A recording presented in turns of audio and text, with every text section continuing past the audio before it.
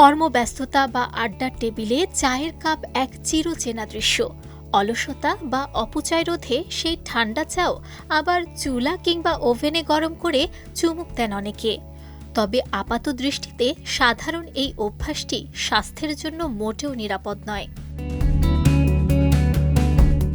চিকিৎসা গবেষকদের মতে চায়ের আসল গুণ লুকিয়ে থাকে তার প্রথম দফার প্রস্তুত প্রণালীতে। এটি যখন পুনরায় উত্তপ্ত করা হয় তখন চায়ের নিজস্ব সুবাস, স্বাদ এবং সতেজ অনুভূতি এক নিমেষেই উড়ে যায়।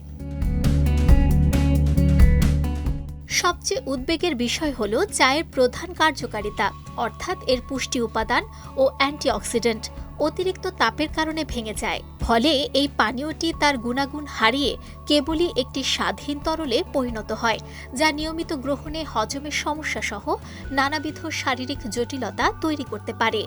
তাই শরীরকে চনমনে ও সুস্থ রাখতে প্রতিবারই একদম তাজা বা সদ্য তৈরি চা পানের পরামর্শ দিচ্ছেন চিকিৎসকরা।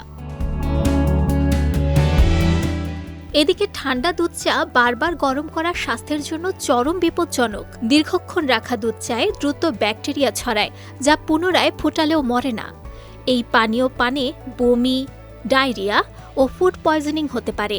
এছাড়া চায়ের রাসায়নিক পরিবর্তনে তীব্র গ্যাস্ট্রিক, বুক জ্বালা ও বদহজম বাড়ে। তাই সুস্থ থাকতে প্রতিবারই ফ্রেশ চা পান করুন। গবেষকরা বলেন, বেশি চা একসঙ্গে বানালে বারবার না ফুটিয়ে থার্মোস ফ্লাক্সে রাখুন। তবে দুধ চা ফ্লাক্সে না জমিয়ে দ্রুত পান করাই নিরাপদ। বিশেষজ্ঞদের মতে বানানোর 15 থেকে 30 মিনিটের মধ্যে চা পান করলে স্বাদ ও পুষ্টি অক্ষুণ্ণ থাকে। তাই স্বাস্থ্য ঝুঁকি এড়াতে প্রতিবার অল্প করে টাটকা চা তৈরি করুন। নুসরাত আহমেদ, বিজয় টিভি নিউজ ডেস্ক।